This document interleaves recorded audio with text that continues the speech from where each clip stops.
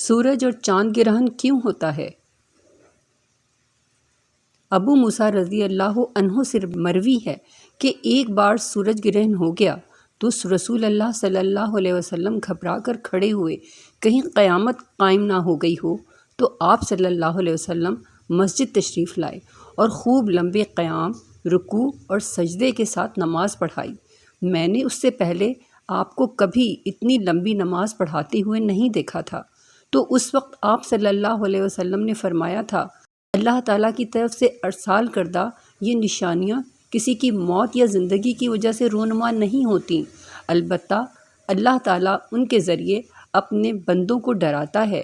چنانچہ اگر تمہیں اس قسم کی کوئی نشانی نظر آئے تو فوری طور پر ذکر الہی، دعا اور استغفار میں مگن ہو جاؤ۔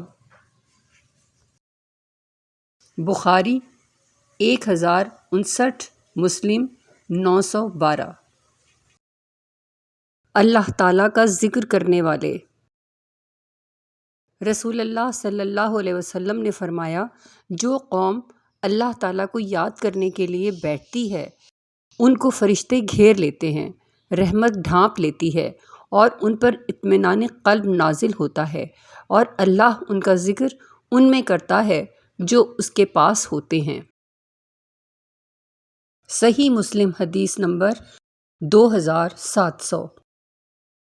رسول اللہ صلی اللہ علیہ وسلم نے فرمایا، کوئی بھی اللہ رب العزت سے بڑھ کر تکلیفوں پر صبر کرنے والا نہیں ہے کہ اس سے شریک کیا جاتا ہے، اس کے لیے اولاد ثابت کی جاتی ہے، پھر بھی وہ انہیں عافیت اور رزق عطا کرتا ہے۔